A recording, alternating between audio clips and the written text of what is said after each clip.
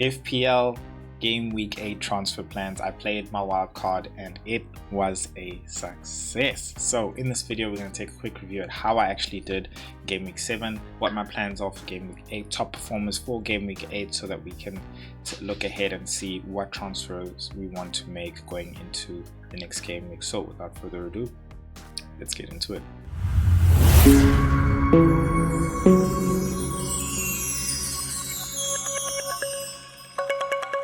The FPL Force rises with its very own web app coming soon. With every game week comes captaincy dilemmas, benching headaches, transfer doubts, and many more. So let the FPL Force guide you, not just through data-driven real-time analytics and recommendations so that you trust your every decision. I mean that feeling, that feeling you get inside, the one you call a hunch, your gut, a thing. Now that's the FPL Force, and only FPL Force managers have it within them. The FPL Padawan, the Engaged Knight, the FPL Master. But beware of the dark side. Silence as the FPL Force speaks. Will you wield the precision of the light side or the power of the dark side?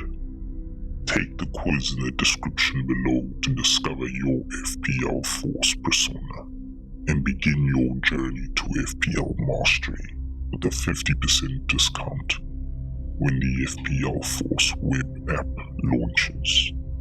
You could just be the one the prophecy speaks of. May the green arrows be with you.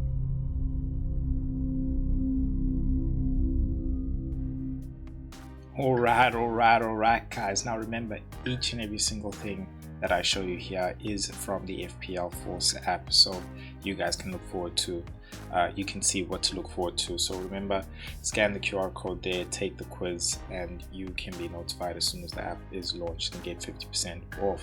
Now let's get straight into it. Yeah, man, I did 76 points. I'm happy, dog. I ain't gonna even lie to you. I'm happy. Rank change of about 1.1 million, a whole million. I am good. So yeah, really happy. I think I'm moving in the right directions. 2 consecutive green arrows. It's recalibrating, knowing where you've gone wrong and just moving forward from there, in all honesty. So let's take a look at what the team did. This was the team I had. Pope in goals, he got 7 points for me. Timber came through with that 11, along with Calafiori with 6. There was a chance, back-to-back chance for these two guys. Timber got the ball turned just as it was about to take, I think he took the shot, or just as he was about to take the shot, it got cleared and it fell to Calafiori. And then he took a shot from outside the box, hit the pole, hit Areola. Is it Areola? Yeah, Areola, and then went like rolling towards the goal, and it was cleared. Clearly wasn't meant to be, but that's the benefit of having these two, and that's what I really wanted, having these two. Calafiori got taken off around about 60-70 minutes around there. Lewis Kelly came in, so that clean sheet got secured the same way I was talking about when I was making these picks, that that's really what I'm looking forward to, is getting a secure clean sheet, hoping they get taken off 60 minutes. Now it's not going to happen like that every game week, of course, but yeah, I'm very happy, because this is part of the meta of having the 2 attacking defenders and then like the 3 Defcon in defense. Senesi coming away with 2. I think he would have gotten Defcon if he had stayed on a bit longer, definitely, because it was a high intensity game. They conceded. It was a surprise for him to come off round about same 70 minutes or so that was a surprise. Just scrolling back to Pope there as well, coming through for me. For me, no surprise. Newcastle, yeah, they've been very good defensively. Very happy with the combination of the defenders that I've got, and there are going to be a lot of people wildcarding, and they're going to be considering this type of a combination of Pope and a Timber and a Timber or a Gabriel. So yeah, I'm really happy with the choice that I made on wildcard. On the bench, when you look at it, I've got Anderson. Never wasn't going to play him. Virgil van Dijk as well. Wasn't going to play him, not in this fixture.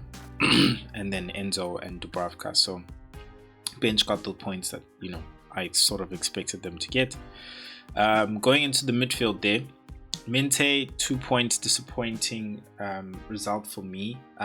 Just even with Brighton going against Wolves, honestly, I think Wolves performed well, but Brighton as well is just, you expected better.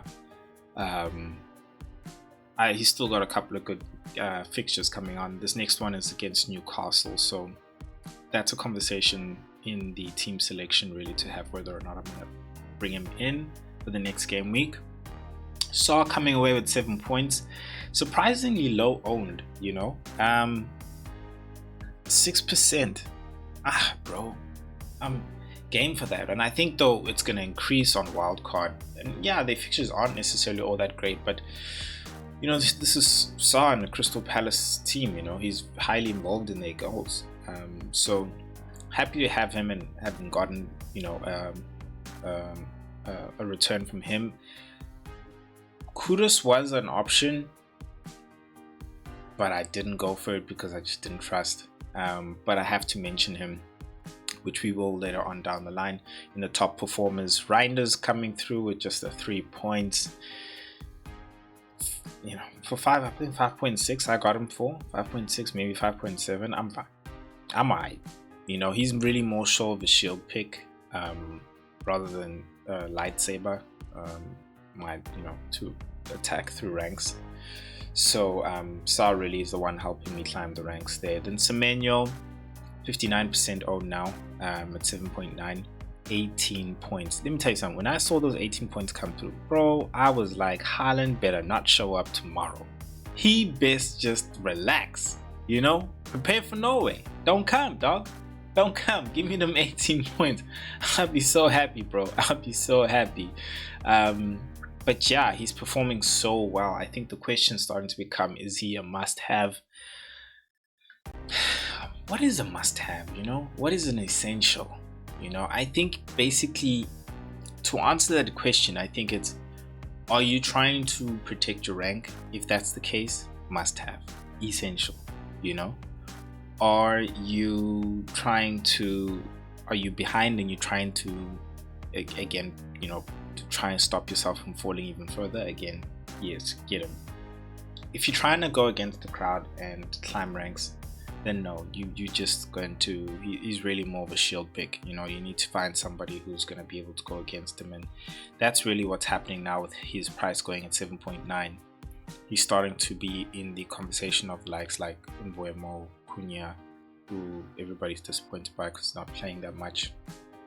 I wouldn't say Bruno, but you know what I mean when I say Bruno. It's like the 8 million to 9 million type of bracket. Phil Foden, he is performing way better than them. So I think if you need to protect yourself in terms of your ranks, then get him, because every single time he does well, he is hurting you with that 59% ownership. Victor Gyökeres, I can't even sing the song, dog. He's just not performing, and a lot of people are considering of taking him out. Saka scored the penalty, and there was conversations again on the pitch, and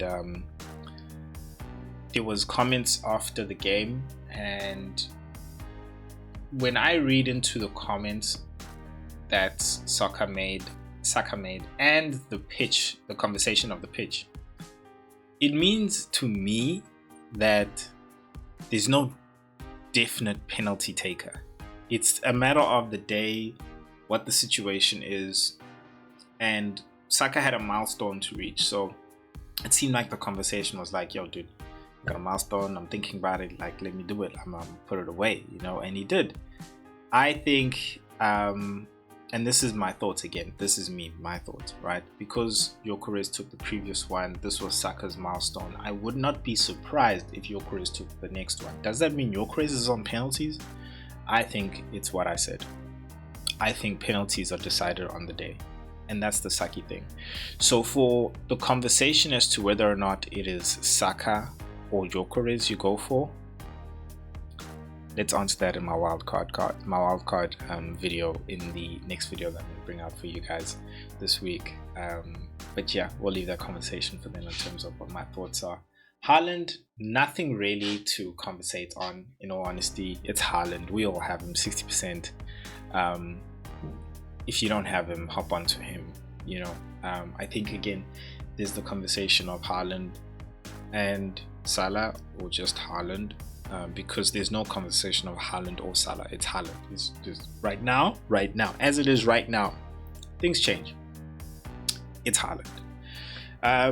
So yeah, that's the team. That's the bench, really. So let's take a look at the top performers for the FPL Force League, and I used to do this all the time, in all honesty. It's just really to shout out the guys, and I find a way to get, you know, involved with you guys as well, and get in the comments as well. Yeah, it was really fun last game week, so last season, so let's do it again. We'll shout out to the top 10. So the FPL Force Masters right now in the league is Stay Ready 3.0. Lewis Payne, bringing out the pain, dog. Yu-Gi-Oh! I think I remember Yu-Gi-Oh! Last season, and I'm not sure because I remember the name Yu-Gi-Oh! But Ahab, I'm not sure if it was you, dog. I'm not sure if it was you, but like, guys, you're doing so well. 492, 488, and it is close up there. It is so close. 81 points, bench boost. I think that was really good. 86 as well. No chips played. Damn, dog. Damn, like, what are we doing that you guys are not doing, bro? And what are you guys doing that we're not doing? The Temperature C. Joseph, I hope I got that right again, my man, but you are still there. Ladies and gentlemen, announcing the champ of the FPL Force currently, FPL Master Joseph Robinson of the Temperature C. He is the reigning champ. He is the one to beat. So stay ready. Yu-Gi-Oh! Y'all guys better watch out. Yes, picks, photography. Nice to see you in the top 4, my man. You're doing very well. Good game week points as well. Glockeres 14, Wei Ji Chu. I remember you from last season, my G. Welcome back. Magana. Football 11, Sacha Craig. Welcome, my man. Welcome, lady, man. I'm sure it's Craig. I'm sure it's a man. Football 11. 76 points, just what I got as well. Kayafu FC, welcome as well at number 7, dropping sadly. Sorry about that. Bow and Arrows, Chris Baker. Bow and Arrows, love that. 66 points. Honestly, it's not bad. It's just the problem is, like, you know, like the average, like for like engaged managers is like 70, like 60s as well. So on a regular game week, bro, like everybody who's hit like 60s is good, man. So yeah, just staying there at number 8. John Bolton. I'm just gonna say Bolton, but it's Bolton Nains. Please correct me in the comment section there. You're doing well, my man. Dropped, yes, fine, but you're still in close there as well. I think the gap really starts to open up there by 5th and 2nd, 5th, maybe 3rd, but really not so far away, with number 10 at Liverbird, Thailand, doing well. Thompson, Tomapan. Yo, jeez, I'm struggling with these names. Help me out, guys. Help me out. But yeah, guys, that's the top 10. Shout out to all of you guys. Honestly, doing really well. Keep it up. And yeah, if you make it into the top 10, I will definitely shout you out. So let's get a word from the FPL Force before we take a look at the top performers of Game Week 7 and see who it is that we really want to bring in from those performers as well. Silence as the FPL Force brings wisdom. Now, to learn the ways of the Force, unlock your true potential, and rise to fantasy football mastery, you must subscribe. So, hit the subscribe button below and begin your journey to fantasy football mastery. May the green arrows be with you. All right. Semenyo there at number 1. I think, obvious guys, we had the conversation as to whether or not to bring him in or not. Marlon, the surprise appearance in the top performance, 2 goals, 3 bonus points as well. I just don't feel like that's a pick which, is going to be keeping it up. The guy was struggling for appearance. I think it was one of those one-off games. It is against Burnley as well. Bruno Guimaraes coming through as well with a goal and an assist with clean sheet as well. What I want to do as well is just include a DEFCON indicator here as well to show players got DEFCON. I will do that for you guys. Don't worry, working on it, part of the app. But this is the top scorers' performances as well as to see what they actually got as well, so you can get this in the app as well. Not necessarily a pick, I think, from Newcastle that I'd be looking to get. I think I'd still be more focused on the defense or the attack, but I mean, the midfielders are like scoring. I think it's something to notice, like we've seen here. You'll see Rice is below there, but before we get on to him, Bardio, definitely a pick there from Manchester City. I think in the defense it's actually either him or Donnarumma. I wouldn't go any other place, but if you're looking for certainty of minutes, yes, fine, he is looking certain, but I just wouldn't be surprised of rotation in terms of just keeping him safe. I think a certainty of minutes there in the defense for me is just a Donnarumma straight out. When it comes to the Premier League, it's definitely Donnarumma. I just wouldn't be surprised with John Stone making an appearance there, or even an Ake in the centre backs there as well. So definitely, I think you guys think about that. You guys think about it. Kudus coming away with a goal and assist. I think he ticks along very well. Tottenham's fixtures aren't necessarily so bad for the next few games as well. Thomas Frank really loves this guy. In terms of secure minutes, he's definitely secure. Is he a pick to be necessarily bringing in the next game week? I wouldn't necessarily say so. I think there's other players that we could be more focused on, and I think we'll do that in the next video when we do wildcard as well. But I'm just not necessarily focused really on Tottenham picks. I think if there is a pick that you want to go for, it's definitely a Kudus. I wouldn't look anywhere else in that attack, basically. Jiren Timber, really, what is there to say about him? Apart from the fact that I think he's starting to rise now and being somewhat a real pick between him and Gabriel. I think it's a question of whether or not you like, cool, who do I want to have Gabriel certain for minutes on attack, or do you want to focus really on attack and not necessarily be sure in terms of minutes? And I have him. I have my surety that, like, look, he's definitely going to start. And even if he doesn't start, I've got 3 other defenders who are like definite starters. So that's how I've structured my team. So I think when you do that and you want to bring him in as well, just make sure you have like some definite starters.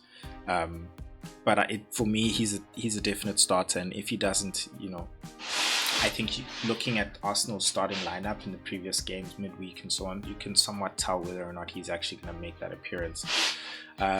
Rice, if you look at Rice's points in the previous game weeks, somebody put this on Twitter, and I saw it, and I was like, this guy's ticking along very, very, very well. Like, he's not making too much noise.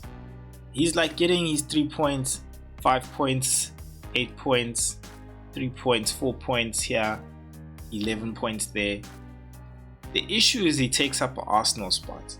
And yes, he's on set pieces. And I think, given the great opportunity of getting like a good free kick spot, he could be a real danger. Of course, we've seen it last season. But I just feel like Arsenal's got so many options which are really great, and I feel like it would be wasted if you went with Rice. So I don't feel like you need to consider Rice. Van Heck, not really going to talk about him because I don't think any of us are really looking at a Brighton. But he's there. He scored a beautiful header really in that goal against Wolves. So some aerial attack, but it's not something you see all the time like Gabriel. Burnley moving to the left back, really for me, it kind of makes it hard, in terms of whether or not he's a great pick, because we are kind of hoping for some DEFCON. I think it's better if he's moving into the center, but again, Newcastle aren't necessarily those DEFCON guys in the defense. They're really not.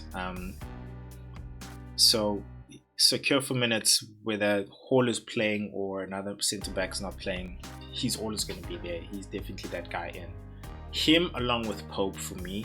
I think Livramento is another great option because he's more so attacking. I don't know about his minutes being in question, but I think if you're just not looking for a headache, Burn and Pope are the ones to consider. Caicedo for me was somebody I was considering. We did have that conversation in my GW7 Wildcard draft. I ended up not going with him. I ended up going with Enzo. And I still don't regret it. They got some good fixtures coming up. Like I said, the midfielders are scoring, but I feel like it happens here and there. And Caicedo though has been scoring. He's been scoring and been doing well. Like when he gets that opportunity, he takes that shot. So I think a great own if you also want to go for like DEFCON opportunities. He's really good. So yeah, I feel like you can think about it. If you don't have the budget for Enzo, I think Caicedo's worth it. I think he's worth it. Grealish, not going to make an appearance in Game Week 8 because he's on loan. Mount, not worth it because of the rotation with Cunha, if you ask me. But, got his goal. For me, if you ask me, it's starting to look like Manchester United is learning how to score. I say that not with disrespect. I just mean that like they're starting to score. Shesko's gotten like 2 goals now, I think in 2 games. And that's good for them.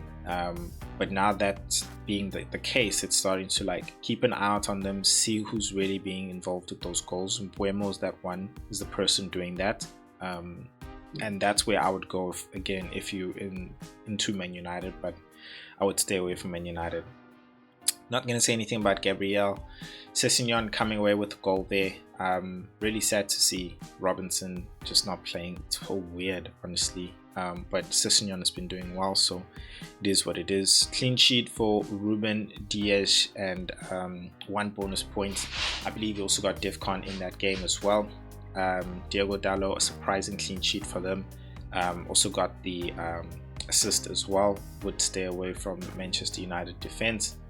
The Tell got the goal. Again, only person I'd really consider with Tottenham is Kudus there. Sesko, we spoke about him, and Man United attack. Limmermans, I think, is definitely somebody to consider. My issue is I went and I looked at his price. Guy's 5 million, bro. Played one hell of a game, and that made sense to me when I looked at him. I thought he was going to be coming in cheap, but again, Man United, just that previous game, yes, it was Sunderland, but there were a lot of things that were looking good. So yeah, Saka just makes it into the top 20 with a goal and a clean sheet, of course. So yeah, guys, that is the top 20. Let us go to the command center just to take a quick view as to what my team is looking like for game week 8. So let's move this to game week 8. Now, this is the team that I had previously, but I think let's see what the FPL Force recommends when I optimize the team in terms of changes. So let's do team optimization, and there we go, team optimized. All right, so Anderson comes in, but he's playing against Arsenal. I'm not sure. FPL Force. Bocares goes, okay, I see what he did. Arsenal's gonna score. That's the thing here. Like, that's the thing. I would have Anderson out, and I would put in Virgil van Dijk. Let's just see if he actually gets to substitute. Okay, there. I would still leave Gyökeres in. Minte for me is becoming the question as to whether or not I should play him. Sa, I think having the international break, I think the players will come back better. I think would be a different conversation if it was like middle of the week. So I would have probably then played Senesi, because I know he's not playing midweek, but because I know that they're going on international break, I think I'll play Sa there. I just feel like he will probably do something there. So that's the lineup right now. Virgil van Dijk in the back.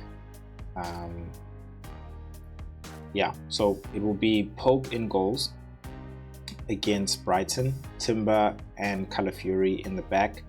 I will play Sa. Reinders against Everton. Fine and happy for that. I would play Enzo and Reinders together in that midfield. My computer's slow, sorry about that. Then in the front line, I would, with Semenyo of course in the midfield, then I would play Gyökeres, João Pedro and Haaland basically. So yeah, that would be my team for me going into Game Week 8. But you can see I totally understand the predicted points for Gyökeres and why he would be preferred over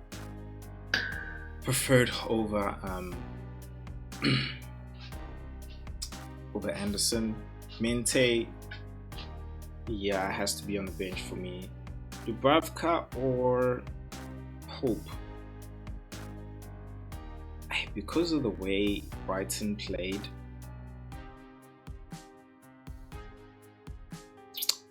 they're playing at home.